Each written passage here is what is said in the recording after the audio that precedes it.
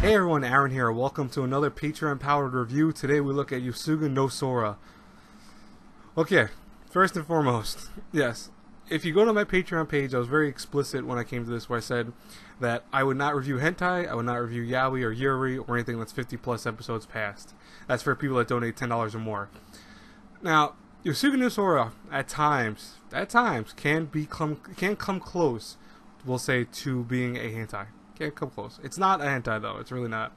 Done by Studio Feel. It came out in the year 2010, and it's about 12 episodes long, I believe, if I'm not mistaken, maybe 13.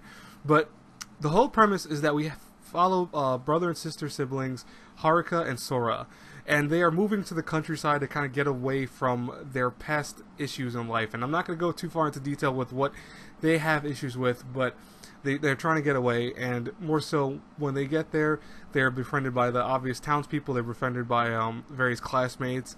But as this was originally a Arrow game, so yes, you can tell what kind of would happen in the story.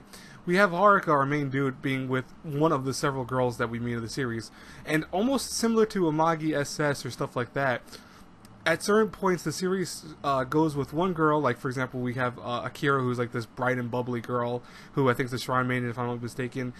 We follow for her for a little while. You know, they have a relationship with one another, and it gets to a certain point, and then it restarts the whole story, going back to the part where they were friends and all that, and then focuses on a new girl that Haruka ends up with. So he ends up with about several girls in the course of this 12-episode series. Unlike Amagi SS, because there's only 12 episodes, we don't get a lot of, I want to say, content for each girl. We get about maybe like 3 episodes, maybe sometimes I think less. I think the most we get is with one particular character, which we'll talk about in a second. Trust me, we'll get into it. But the whole point is that, it's just meant to show like a what if scenario type show. And I'll tell you right now, the first like 9 episodes of the show are incredible. Yosuga no Sora has, being done by Studio Feel, it has some beautiful animation. The music's very spot on. It is obviously very mature, but the maturity is something that actually brightens the show in general, because of the fact that you have characters that are in relationships that feel real. It's kind of ironic that the studio's name Feel, and they do feel real though. They feel that that this kind of, oh, okay, so this could actually really happen to these people. They can get into this kind of relationship with one another, and it just in general is not a bad show.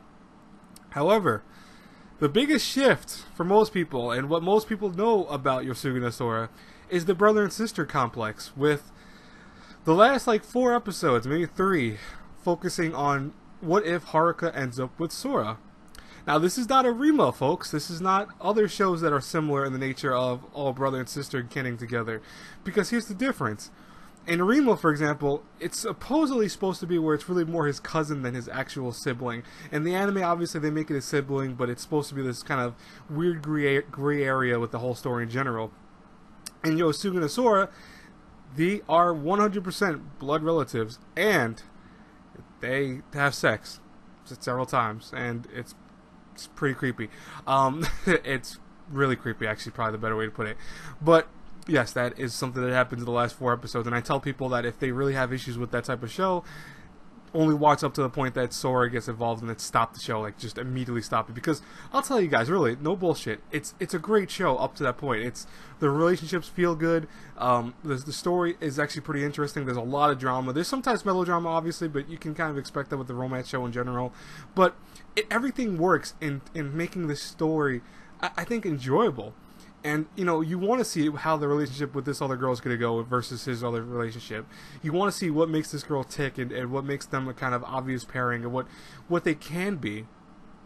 It's sweet. There's nothing creepy about it. And Sora does always play a role in every single relationship, but her role usually is just, like, the jealous sister because she wants her brother to herself.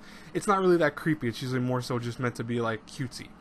It's when, the whole shift, obviously, of when they switch it to being her as the main girl. That's when the show gets creepy. And I tell people, really, seriously, I can't warn you guys enough, really. Don't watch this past episode, like, 9. Once you see bottom line, once you see the sister introduced as a main girl and he starts, like, flirting with her, or more so, she starts flirting with him because, really, she's kind of the one that initiates it, that's when you stop. You just go, nope, I'm done. If it really does have an issue. Unfortunately, I've seen this show twice. I've seen it more recently, which was probably around like 2015, 2014, I think. And you know, I trust me, folks. I do remember it because it's like it's one of those shows that's kind of hard to forget, especially when you have stuff like that at the end of it. And I also saw it originally when it came out, roughly like a year after it came out. But what's interesting though is, as a whole, Yosuga no Sora does work. You know, besides the last 4 episodes, but which, by the way, I am going to take into a factor in the scoring because I do have to kind of take a hit for it because of the fact that it's like that, and I do have to kind of put that into the scoring for that reason. But you know, the animation is beautiful. I love the animation. I love the character designs. I love the girls. They look good. The main character is kind of different, which is kind of cool because, I mean, he's not your typical, like, black-haired dude that's, you know, just normal. And he's kind of off. And he's almost like an albino because I think that's actually something that him and his sister share in terms of, like, the way they look. So it's interesting. I like that because they make it where it's something different for a male character. You know, I wish they would have gotten into more relationships like the game does, because I know the game goes into several other relationships that are possible. One of them being my favorite girl, who's the one that's I always forget her name. Unfortunately, it's even though she's one of my favorite girls, I always forget her name. It's like Haruka something. She's got like long auburn hair, and she's always wearing a green tank top and like black short shorts. I love that girl. She's like the best part of the whole show to me, and or at least best girl of the whole show. But they don't really show her too much because she's really not a very important character, unfortunately. But in the games, there is an expansion pack for her, which is kind of interesting. And the relationship, I've seen Let's Plays of it, like the censored ones.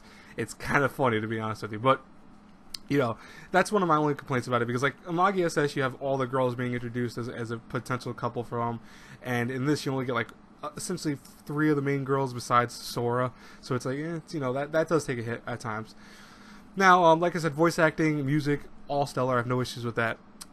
Biggest issue I have with it, obviously, is the kind of territory they go into with the sister. That's very disturbing, and I won't lie, it's probably the creepiest thing about the show. So I will say that is probably one of the biggest issues with it. And the other issue probably is that, like I said before, I wish it would be a little bit longer for each episode, you know, like each arc, I mean, because more so, I wish it would have fleshed out the story for certain characters, especially some of the girls. They don't get a lot of, I want to say that they stay as one-dimensional characters a lot because of the situations and because of how little time they have on air. So you're not going to get, like, with the girl who has the long black hair, I think her name is, starts with a K, I forgot off the top of my head. I said it before, like, I completely butchered in my head. But you know, she is the kind of ice queen, you know, the ice princess that you have in most shows, and you learn a little bit of why she's like that, and you learn that she's trying to get away from that, but she doesn't really break out of that molding because obviously they can't give her enough time to break out of the molding. So she's always kind of the cold but caring girl, you know, the tsundere at the top level. So it's like, you know, Magi SS, at least when you had the girls, you had like 5 episodes or 6 episodes focused on them, and that was a lot better of a pacing to make the show, but it's okay, it is what it is. Anyways, if I had to review Yosuga no Sora between an A through F, I'm going to give it B-. Yep. I know, I could feel the hate from some people, like, what? Oh my god, how can you give this crazy show me? Listen, like I said before, I would actually give the show a lot higher. I think Yosuga no Sora is a great show. I think the relationships, like I said, are great, and I think the whole show is, for the most part, very good. The problem with it is that whole sister arc that's really disturbing, and I'll be honest with you, it takes you from a potential A show, like an A- at best, it takes it all the way down to a B-, because it's just something that I have to always warn people with going into it, because I've seen plenty of people that say, oh, I want to see Yosuga no Sora, and I like, hey, did you like Arima? Oh no, Arima creeps the crap out of me. Okay, well, listen, I got some news for you. You know, I have to tell people that all the time. When you have to tell people about a certain thing of an issue of a show and warn them about it, that's a problem. That really is. So, you know, I kind of understand that, you know, it does hit the show a little bit. Anyways, guys and girls, I hope you enjoyed this Patreon Power review. As always, if you would like your own anime for me to review, in terms of any show, as long as it's not 50+ episodes, as long as it's not a yaoi or yuri and or hentai, you can feel free to go to my Patreon page, donate $10. That's all you have to donate for it. And guess what? I'll go and review it. It's simple as that. Anyways, guys and girls, I will talk to you later. God bless you all. Until our paths cross again in the next review, have a good one, everyone. Bye-bye.